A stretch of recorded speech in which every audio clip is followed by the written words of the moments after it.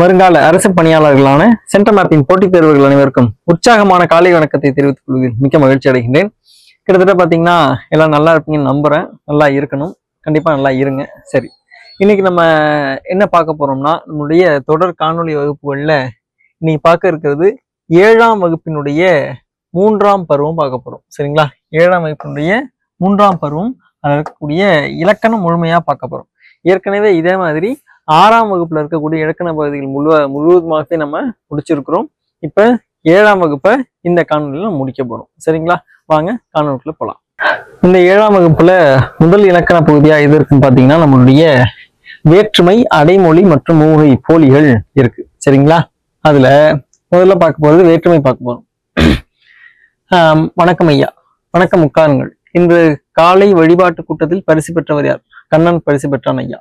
தலைமை ஆசிரியர் யாரை பாராட்டி பரிசு வழங்கினார்? தலைமை ஆசிரியர் கண்ணனை பாராட்டி பரிசு வழங்கினார் ஐயா. இதுல கண்ணன் பரிசு பெற்றான், தலைமை ஆசிரியர் கண்ணனை பாராட்டி பரிசு வழங்கினார். இத்தொடர்களை எழுதுறாங்க. சரிங்களா? இதுல முதல் தொடர்ல பாத்தீங்கன்னா கண்ணன் எனும் பெயர் சொல் அமைந்துள்ளது. 2ஆம் தொடரில் அதே பெயர் சொல் கண்ணனை மற்றவர் பாராட்டியதை குறிக்கிறது. இத்தொடரில் கண்ணன் என்னும் பெயர் சொல்லின் பொருள் வேறுபடுகிறது. அவ்வேறுபாட்டிற்கு காரணம் கண்ணன் என்ற பெயரோடு சேர்ந்துள்ள ஐ எனும் உறுப்பு. இவ்வாறு பெயர் சொல்லின் பொருளை வேறுபடுத்துவது வேற்றுமை எனப்படும். பெயர் சொல்லின் இறுதியில் அமைந்து பொருள் வேறுபாட்டை செய்யும் உறுப்புகளை வேற்றுமை உறுப்புகள் என்பது. சரிங்களா? இப்ப இது வரைக்கும் நமக்கு தேவையான விஷயம் என்னன்னா, முதல்ல வேற்றுமைனா என்ன அப்படிங்கிறத பத்தி சொல்றாங்க. வேற்றுமைனா என்னன்னா, பெயர் சொல்லினுடைய பொருளை வேறுபடுத்தி காட்டுவது வேற்றுமை. சரிங்களா? எனது பெயர் சொல்லினுடைய பொருளை வேறுபடுத்தி காட்டுவதுதான் நமக்கு வேற்றுமை அப்படின்னு சொல்றோம். அந்த வேறுபடுத்தி காட்டுவதற்காக, அந்த வேறுபாட்டை செய்வதற்கு ஒரு சில உறுப்புகள் இருக்கும் இல்லையா, அதை நம்ம என்ன சொல்றோம்? வேற்றுமை உறுப்புகள்னு சொல்றோம். இப்ப இங்க கண்ணன் பரிசு பெற்றான் அப்படிங்கிறதுல இருக்கிறதுல கண்ணனே அவனே பரிசு பெற்றுக்கிட்டான் அப்படிங்கிறது மாதிரி நமக்கு பொருள் தருது. இதுவே கண்ணனை பாராட்டினார்கள் அப்படின்னு சொல்லும் பொழுது அந்த கண்ணனை மற்றவங்க பாராட்டினாங்க அப்படிங்கிற அந்த வேறுபாட்டினுடைய பொருள் இருக்கு பாருங்க, அத மாதிரி நமக்கு வேறுபடுத்தி சொல்றதுதான் இந்த வேற்றுமை. சரியா? இப்ப இதுல இருக்கக்கூடிய வேற்றுமை உறுப்பு ஐ. சரிங்களா? ஓகே.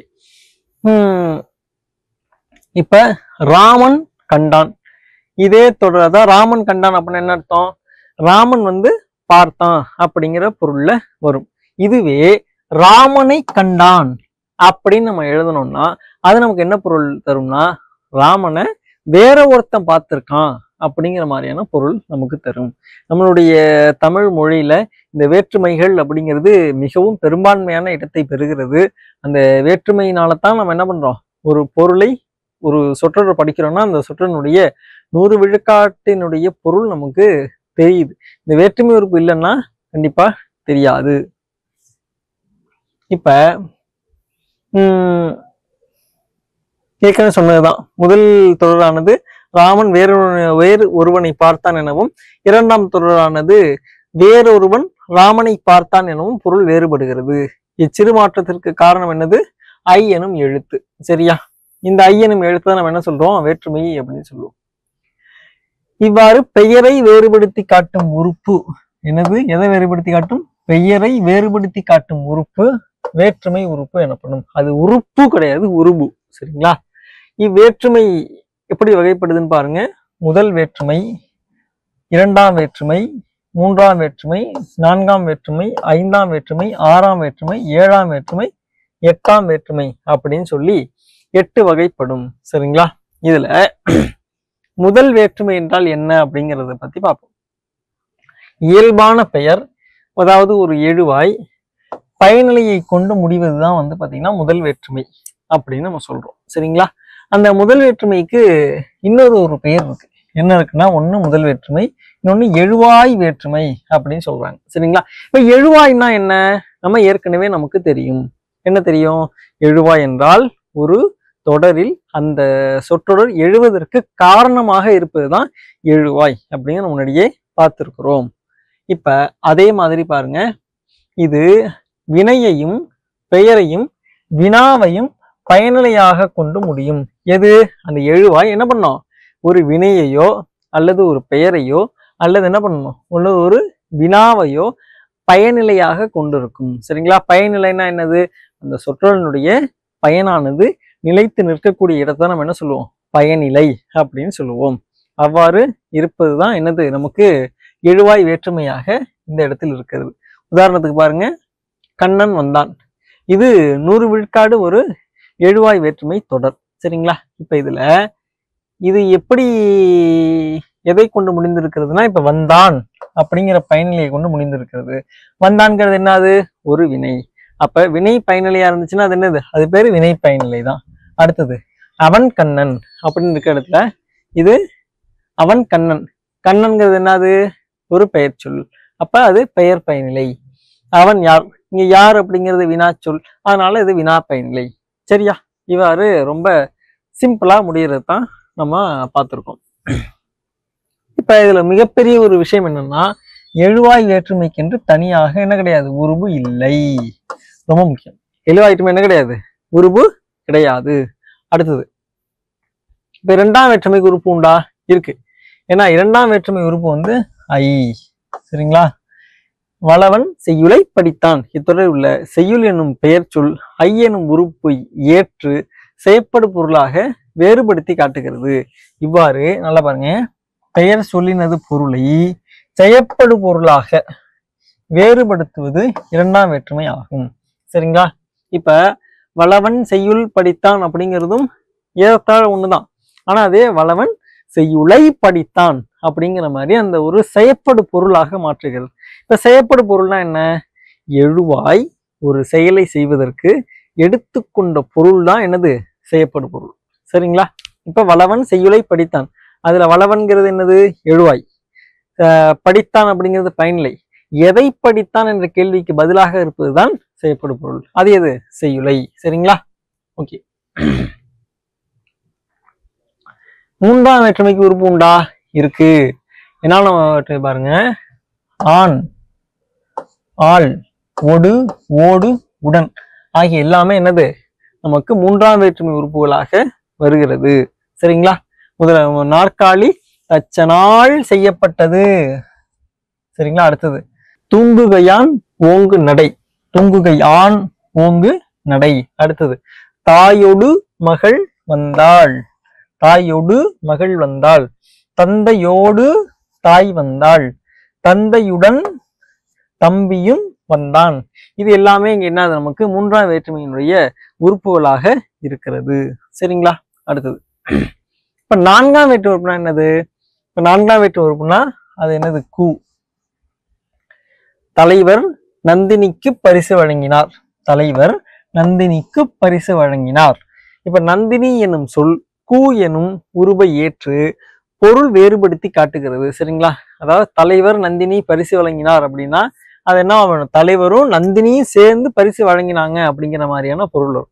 இதே தலைவர் நந்தினிக்கு பரிசு வழங்கினார்னா தலைவர் என்ன பண்றாரு? நந்தினிக்கு கொடுக்கிறார் அப்படிங்கிற மாதிரியான பொருள் வேறுபாடு நமக்கு தெரியுது. சரிங்களா? அடுத்தது அஞ்சாம் வேற்றுமை உறுப்பு. ஐந்தாம் வேற்றுமை உறுப்புன்னா அதனுடைய வேற்றுமை பொருள் பாத்தீங்கன்னா இல்லு மற்றும் இன்னு. சரிங்களா? வேற்றுமை அது இல் மற்றும் இன் என்பன. கொடையில் சிறந்தவர் பாரி. கொடையில் சிறந்தவர் பாரி. இந்தியாவின் தெற்கு எல்லை குமரி. இத்தொடர்கள்ல கொடை, இந்தியா எனும் சொற்களுடன் இல் மற்றும் இல் மற்றும் இன் உறுப்புகள் சேர்ந்து பொருளை வேறுபடுத்தி காட்டுகிறது. இப்ப ஆறாம் வேற்றுமை. ஆறாம் வேற்றுமை உறுப்பு பாத்தீங்கன்னா அது. ஆறாம் வேற்றுமை உறுப்பு என்னது? அது. ராமனது வீடு. என்னது? ராமனது வீடு. எனது புத்தகம். இத்தொடர்கள்ல ராமன், என் ஆகிய பெயர் சொற்களுடன் அது எனும் வேற்றுமை உறுப்பு சேர்ந்து பொருளை வேறுபடுத்துது. சரிங்களா? அடுத்தது ஏழாம் வேற்றுமை. இதுக்கு என்ன சொல்லுவாங்க? கிட்டத்தட்ட ஒரு 4 வேற்றுமை உறுப்புகள் இருப்பதாக சொல்றாங்க. என்னன்னா கண்ணு, உள், மேல், கீழ். இந்த 4மே எதுல வேற்றுமை உறுப்பா வரும்? ஏழாம் வேற்றுமை உறுப்புகளாக வருகிறது. வீட்டின் கண் குழந்தை விளையாடுகிறது. பெட்டிக்குள் பணம் இருக்கிறது. கூரையின் மேல் சேவல் உள்ளது. கட்டிலின் கீழ் நாய் படுத்துள்ளது. சரிங்களா? இது எல்லாமே என்னன்னா ஒரு ஏழாம் வேற்றுமையை பொறுத்த வரைக்கும் ஒரு இடப்பொருளை குறிப்பதாக இருக்கும். எல்லாமே பாருங்க அதுக்கு ரொம்ப ரிலேட்டடா வரும். நல்லா பாருங்க, வீட்டின் கண், குழந்தை விளையாடுதுன்னா வீட்டுக்கு முன்னாடியோ அல்லது வீட்டினுடைய அருகிலோ விளையாடுது, அது ஒரு இடத்தை குறிப்பதாக இருக்கா. அடுத்தது, பெட்டிக்குள் பணம் இருக்கிறது. பெட்டிங்கிறது ஒரு பொருள், பெட்டிக்கு உள்ள ஒரு இடம் தானே அது, பெட்டிக்கு உள்ள பணம் இருக்கு, ஒரு இடப்பொருளை குறிப்பதாக இருக்கும். அடுத்த, கூரையின் மேல் சேவல் உள்ளது. இது கண்டிப்பாவே உங்களுக்கு நல்லா புரிஞ்சிருக்கும். கூரை, அதுக்கு மேல சேவல் இருக்கு அப்படிங்கிற ஒரு இடத்தை உணர்த்தும். கட்டிலின் கீழ் நாய் படுத்துள்ளது, அதுவுமே ஒரு இடத்தை சுட்டி சொல்வதாகத்தான் இருக்கிறது. சரிங்களா? இத்தொடர்கள்ல வீடு, பெட்டி, கூரை, கட்டில் ஆகிய சொற்களுடன் கண், உள், மேல், கீழ் ஆகிய உறுப்புகள் சேர்ந்து இடப்பொருளை உணர்த்துகின்றன. சரிங்களா? ஓகே. அடுத்தது, எட்டாம் வேற்றுமைக்கு உருபு உண்டா அப்படின்னு கேக்குறாங்க. சரியா? எட்டாம் வேற்று உறுப்பு என்னது? எட்டாம் வேற்றுமைக்கு உருபு உண்டு, ஆனால் அதாவது எட்டாம் வேற்றுமை உண்டு, ஆனால் அதுக்கு உருபு கிடையாது. சரியா? நல்லா பாருங்க, எட்டாம் வேற்றுமைக்கு எட்டாம் வேற்றுமை என்பது உண்டு, ஆனா அதுக்கு என்ன கிடையாது? உறுப்பு கிடையாது. ஏறத்தாழ முதல் வேற்றுமை மாதிரி தான். இதை என்ன சொல்லுவாங்கன்னா விழி வேற்றுமை அப்படின்னு சொல்லுவாங்க. அதான் ஒண்ணும் கிடையாது, கந்தா வா. இப்ப கிட்டக்க ஒருத்தவங்க இருக்காங்கன்னா, ஏன்னா இப்போ வேலன்னு ஒருத்தர் கிட்ட இருப்பாரு, கூப்பிட்டுடலாம், வேலன் இங்க வாங்க அப்படிங்க கூப்பிடலாம். அதுவே அந்த வேலன்கிறவன் கொஞ்சம் காதுல உழுவாத மாதிரி கொஞ்சம் தூரத்துல இருக்கான்னா என்ன சொல்லுவோம்? வேலன் வேலன் அப்படி கூப்பிட்டா காதுல விழுவாது, பண்ணும் வேலா அப்படின்னு நம்ம கூப்பிடுறோம் இல்லையா, அதைத்தான் நம்ம விழி வேற்றுமை அப்படின்னு சொல்லுவோம். அதாவது விழித்து கூறுதல். பாருங்க, தந்தா வா. அதே மாதிரி நண்பன் என்பதை நண்பா அப்படின்னு கூப்பிடுறதும் என்னதான்? விழி வேற்றுமை தான். சரிங்களா? இங்க கந்தன் எனும் சொல்லில் இறுதி இன் எழுத்தானது கெட்டு அதன் அயல் எழுத்து, அதாவது த அல்லது தா என நீண்டு அழைத்தல் பொருளை தருகிறது. இவ்வாறு பெயர் சொல் சில மாற்றங்களுடன் அழைத்தல் பொருள், அதாவது கூப்பிடுற பொருள்ல அழைத்தல் பொருள் வருவதை என்ன சொல்றோம்? நம்ம விழி வேற்றுமை அப்படின்னு நம்ம சொல்லுவோம். சரிங்களா? கிளியரா? கண்டிப்பா உங்களுக்கு இதுல இந்த சந்தேகங்கள் இருக்காதுன்னு நம்புறேன். இருந்துச்சுன்னா கமெண்ட்ல கமெண்ட் பண்ணுங்க, ரிப்ளை கொடுக்குறோம். இப்போ பாருங்க, பொருத்தமான உறுப்பேற்ற சொல்லை தேர்ந்தெடுத்தலுங்க. அமுதா டேஷ் எழுதினாள். பாடத்துக்கு பாடத்தின். நல்லா பாருங்க, வேற்றுமை உறுப்புமே பாத்தீங்கன்னா ஒவ்வொன்றும் ஒவ்வொரு பொருள்ல வரும்னு நம்ம பார்த்தோம். அதுக்கு மிகச்சிறந்த எடுத்துக்காட்டா இருக்கு. பாடத்தை, கு, தின், இது எல்லாமே வேற்றுமை உறுப்புகள் தான். ஆனா இந்த இடத்துக்கு எது மிக பொருத்தமாக இருக்கும்? பாருங்க, அமுதா பாடத்தின் எழுதினாள், ஒன்னும் புரியல. அடுத்தது, அமுதா பாடத்துக்கு எழுதினாள், ஒன்னும் அந்த அளவுக்கு மீனிங்ஃபுல்லா இல்ல. அதே பாருங்க, அமுதா பாடத்தை எழுதினாள், பொருள் சரியா இருக்கா? அதுக்கு தான் நம்ம வேற்றுமையை பயன்படுத்துறோம்.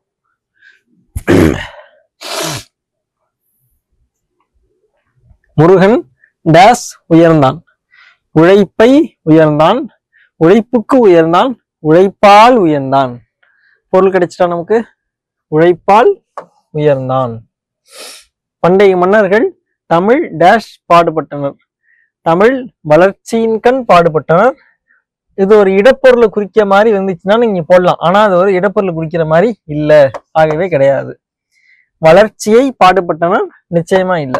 அதே இங்க பாருங்க, பண்டைய மன்னர்கள் தமிழ் வளர்ச்சிக்கு பாடுபட்டனர், கண்டிப்பாக வரும். சரியா? ஓகே.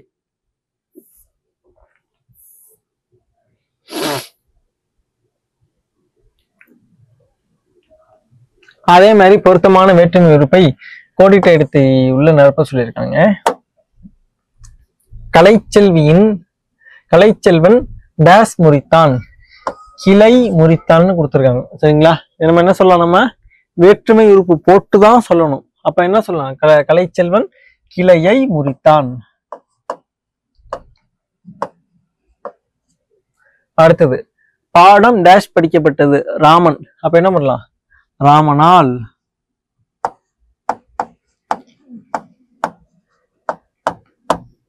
அடுத்தது, பாடல் எழுதிய டேஷ் பரிசு கிடைத்தது, புலவர். அப்ப என்ன சொல்லணும்? புலவருக்கு.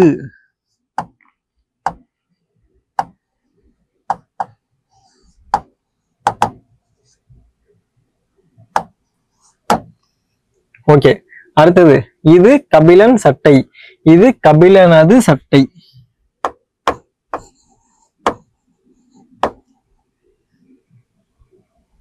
ஆனா நம்ம என்ன பண்ணலாம், கபிலனது அப்படின்னு போட்டோம்னா இங்க வந்து கபிலன் வந்து என்னவா மாறிடுவாப்ல, ஒரு அக்ரணியா மாறிடுவாப்ல.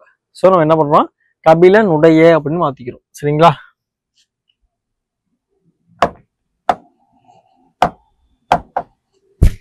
அல்லது கபிலனின் சட்டைன்னு கூட போடலாம். அடுத்தது லக்குமி பாடுகிறார், இதுல மேடையில், மேடையில் லக்குமி பாடுகிறாள். சரிங்களா? ஓகே. இப்ப அடுத்த அடைமொழின்னு ஒண்ணு இருக்கு.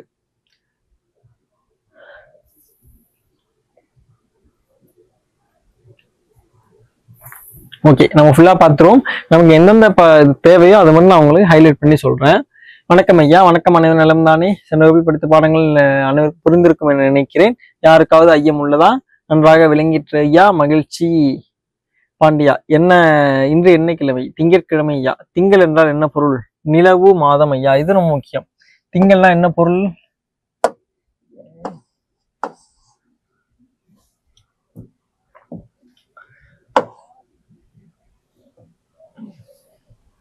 நமக்கு திங்கள்னா என்ன பொருள்?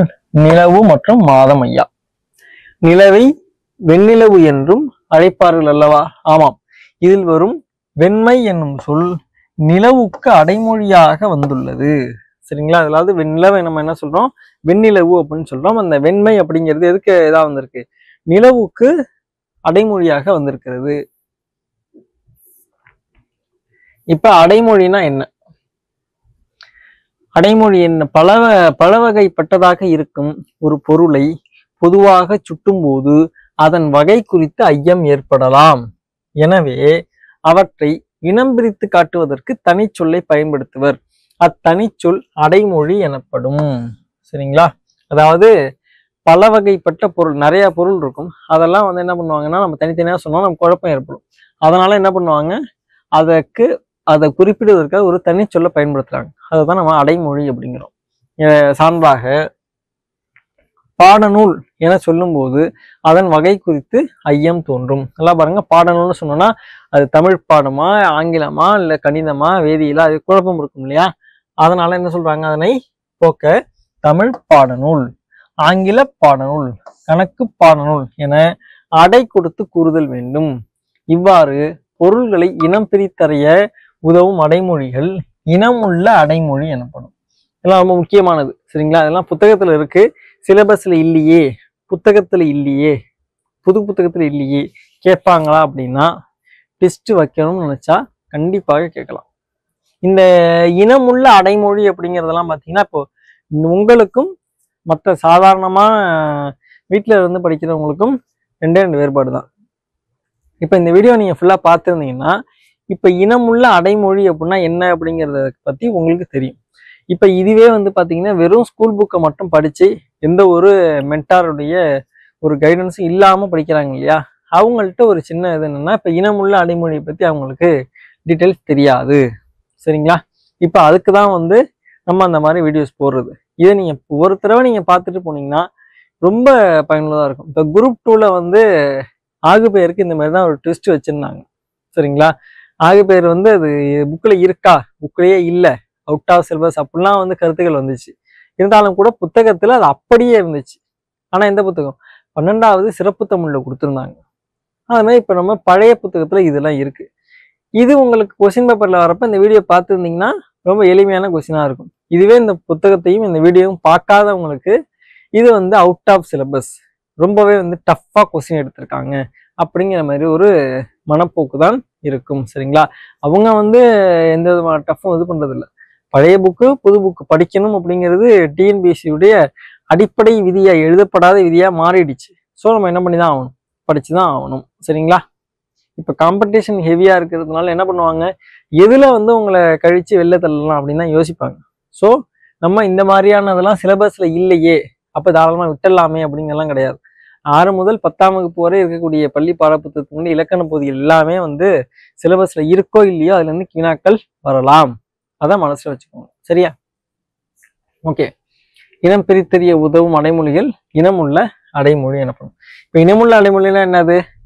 ஒரு பொருளை, இப்ப நிறைய பொருள் இருக்கு, அதை பத்தி இப்ப நம்ம சொன்னோம் அப்படின்னா என்ன ஆகும்? ஒரு மயக்கம், அதாவது ஒரு பொருள் குழப்பம் வந்து ஏற்படும். உதாரணத்துக்கு இந்த அருமையான எடுத்துக்காட்டு, பாடணும்னு சொன்னாங்கன்னா எந்த பாடணுங்கிற ஒரு குழப்பம் இருக்கும்.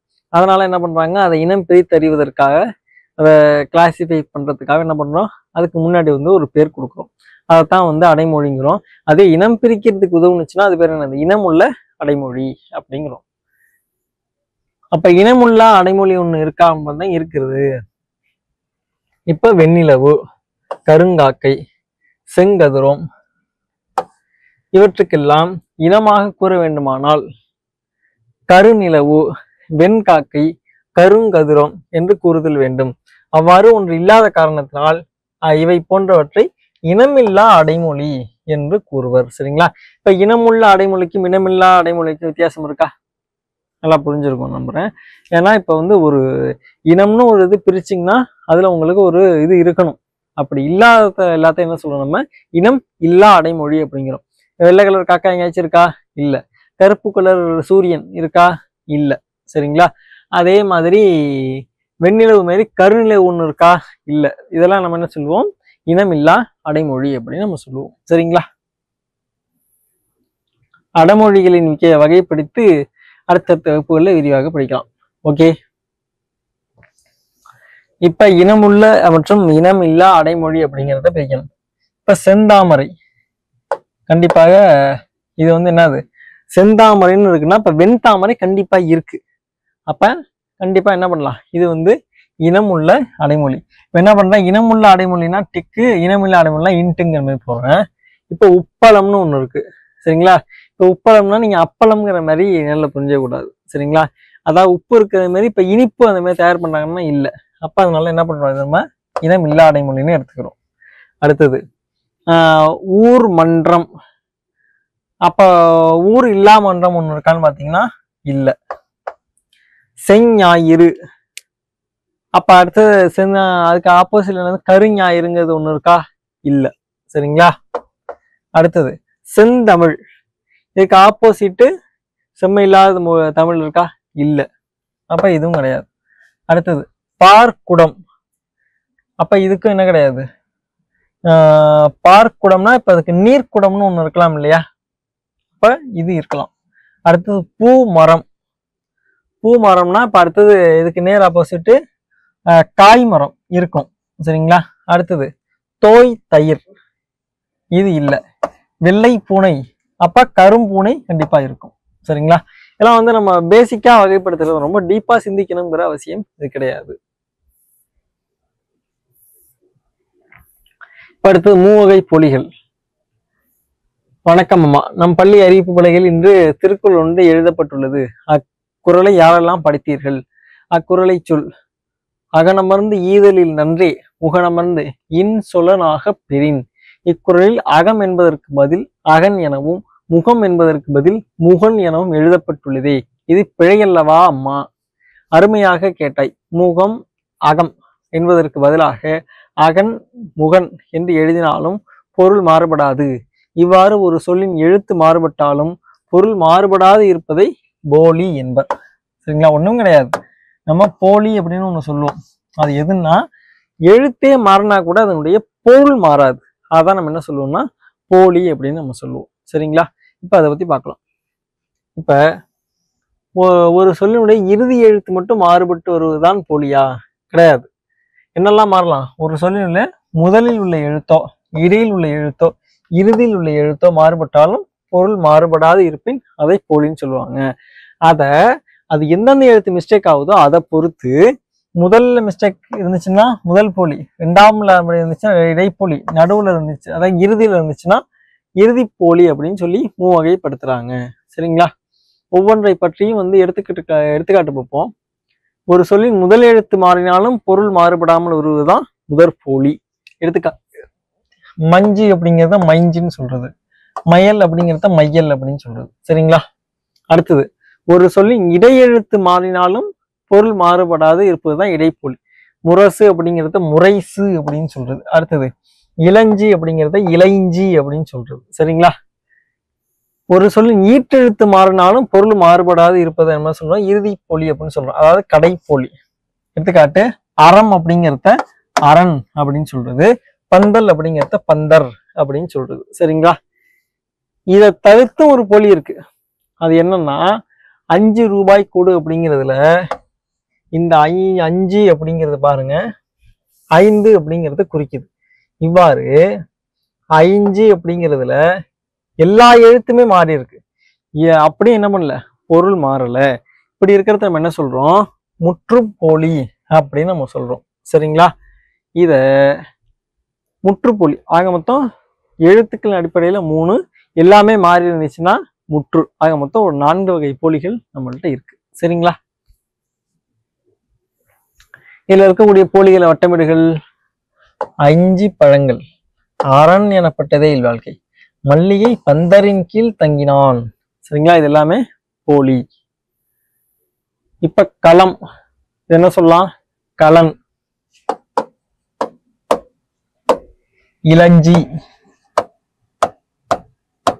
இளைஞ்சி, குடல், குடல், குடன் அல்லது குடன். சரிங்களா? இது மட்டும் டவுட்ல இருக்கு, பாத்துக்கலாம். சரி, ஓகே. குடல் அப்படிங்கறத கொடல். சரிங்களா? டவுட்லாம் கிடையாது. குடல் அப்படிங்கறத கொடல் அப்படின்னு சொல்லுவாங்க. இப்ப கிட்டத்தட்ட பாருங்க, நம்மளுடைய பிறமொழி சொற்களை நீக்கி எழுதுதல் அப்படிங்கிறது நமக்கு மிக மிக முக்கியமான ஒரு சிலபஸ் சாப்டரா இருக்கு. அதுல பாத்துருவோம். இப்ப பிறமொழி சொற்களுக்கான தமிழ் சொல்லை அறிவோம். இப்ப அனுமதி, அதுக்கு தமிழ் சொல் இசைவு. ஆதவன், அதுக்கு தமிழ் சொல் ஞாயிறு. ஆரம்பம், அதுக்கு தமிழ் சொல் தொடக்கம். ஆஸ்தி அப்படின்னா அதுக்கு தமிழ் சொல் சொத்து. இம்சை அப்படின்னா அதுக்கு தமிழ் சொல் துன்பம். இருதயம், நல்லா பாருங்க, இருதயம் அப்படிங்கிறது நம்ம இதயம்னு எழுதுவோம், ஆனா அதை சொல்லல தமிழ் சொல்லா. என்ன சொல்லியிருக்காங்க? நெஞ்சகம். இருதயம் நெஞ்சகம். ஈசன், இறைவன். உபசரித்தல், விருந்தோம்பல். உபயம், திருப்பணியாளர் கொடை. உபயம் ரொம்ப ரொம்ப அருமையான தமிழ் சொல் கொடுத்திருக்காங்க. திருப்பணியாளர் கொடை. உஷார், விழிப்பு. யதார்த்தம், இயல்பு. ஐதீகம், உலக வழக்கு. காகிதம், தாள். கிரீடம், மணிமுடி. குபேரன், பெருஞ்செல்வன். என்ன சொல்லிருக்காங்க? பிறமொழி சொற்களை நீக்கி அவற்றிற்குரிய தமிழ் சொற்களை எழுதுக. இந்த வேளையில் சேர என்ன அந்தஸ்து உள்ளது? பிறமொழி சொல். சரிங்களா? இப்ப அந்தஸ்துன்னா என்னன்னு பாத்தீங்கன்னா தகுதி. அடுத்தது, கொடுங்கோல் அரசன் அக்கிரமம் செய்தான். அக்கிரமம்னா என்ன சொல்லலாம்? நம்ம அநீதின்னு சொல்லலாமா?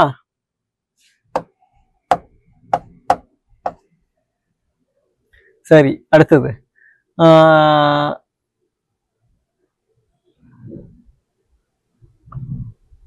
ஆகாசத்தில் பட்சி பறந்தது. சரிங்களா? ஆகாசம் அப்படிங்கறத நம்ம என்ன சொல்லலாம்? வானில் பறவை பறந்தது. புஷ்பமின்றி அபிஷேகம் உண்டா? அதாவது புஷ்பம்னா பூ. சரிங்களா? அல்லது மலர்கள்னு வச்சுக்குவோம். மலர்கள் இன்றி. அபிஷேகம்னா திருமுழுக்கு. சரிங்களா? அபிஷேகம்னா என்னன்னு பாத்தீங்கன்னா திருமுழுக்கு. அடுத்தது, குழந்தைகளுக்கு கண் திருஷ்டி. கண் திருஷ்டின்னு பாத்தீங்கன்னா கண்ணேறு அப்படின்னு சொல்றாங்க. இல்லைங்களா? கண்ணேறு. கண்ணேறு, சுற்றி போடு. சரிங்களா? ஓகே. அடுத்தது, இப்போ நமக்கு பாத்தீங்கன்னா பழமொழிகள், நம்மளோட சிலபஸ்லயுமே பழமொழிகள்ங்கிறது இருக்கு. இப்ப இதுல என்ன சொல்லியிருக்காங்க? கொடுக்கப்பட்ட சொற்களை பயன்படுத்தி பழமொழிகள் உருவாக்குதல். சரிங்களா? நம்ம அப்படியே சொல்றேன். தை பிறந்தால் வழி பிறக்கும். சரிங்களா? இப்ப பாருங்க, வாழ்வே குறைவற்ற இருக்கு. அப்ப செல்வம் ஒண்ணு இருந்துச்சுன்னா நோயற்ற வாழ்வே குறைவற்ற செல்வம் சொல்லலாமா? நோயற்ற வாழ்வே குறைவற்ற செல்வம். அடுத்தது, தை பிறந்தால் வழி பிறக்கும். அடுத்தது, அகல உழுவதனை விட ஆழ உழுதல் நன்று. சரிங்களா. அடுத்தது ஆடிப்பட்டம் தேடி விதை, பருவத்தே பயிர் செய். சரிங்களா. வேற எதுவும் இருக்கா? இல்ல, இவ்வளவுதான். சரிங்களா. இந்த கோடிட்ட இடத்தை நிரப்புதல் அப்படின்னு சொல்லி நமக்கு ஒரு பகுதி இருக்கு இல்லையா, அதுக்கு வந்து இந்த மாதிரிலாம் உங்களுக்கு வினாக்கள் வரலாம். சரிங்களா. மலையிலே மழை என்னது? பொழிகின்றது. மலையிலே மழை பொழிகின்றது. அடுத்தது அருவியாய் விழுகின்றது. ஆராய் பாய்கின்றது. சரிங்களா. ஆராய் பாய்கின்றது, ஆறாக பாய்கின்றது. அடுத்தது ஆற்றினில் வாய்க்கால்களிலும் ஏரிகளிலும் நிறைகின்றது. சரிங்களா. அடுத்தது பயிர் பச்சைகளும் செடி கொடிகளையும் வளர்க்கின்றது. சரிங்களா. இதெல்லாம் வந்து அந்த சூழலுக்கு தக்க மாதிரி நம்ம வார்த்தைகளை போட்டு நிரப்பலாம். நமக்கே ஓரளவு தெரிஞ்சிருக்கும். அதை வந்து உங்களுக்கு கொஞ்சம் யோசிக்கிற மாதிரியும் வினாக்கள் வரலாம். சரிங்களா. இப்ப நம்ம வேற்றுமை தான். முகிலன் படத்தை பார்த்தான். படம் முகிலனால் வரையப்பட்டது. முகிலன் கல்வியில் சிறந்தவன். முகிலனது படம் சிறப்பானது. சரிங்களா. அதை எழுதிய வேண்டியதுதான். உரிய சொற்களை கொண்டு தொடரை நிறைவு செய்தல். பசித்தவனுக்கு உணவு கொடு. பசித்தவனுக்கு உணவு கொடு. உறவுக்கு என்ன சொல்லணும்? கை கொடு. உழைப்புக்கு கூலி கொடு. உரிமைக்கு குரல் கொடு. மனிதனுக்கு மதிப்பு கொடு. மானத்துக்கு உயிர் கொடு. கவலைக்கு விடை கொடு. கவிதைக்கு சொல் கொடு. சரிங்களா. சரி, நல்லது. சரிங்களா.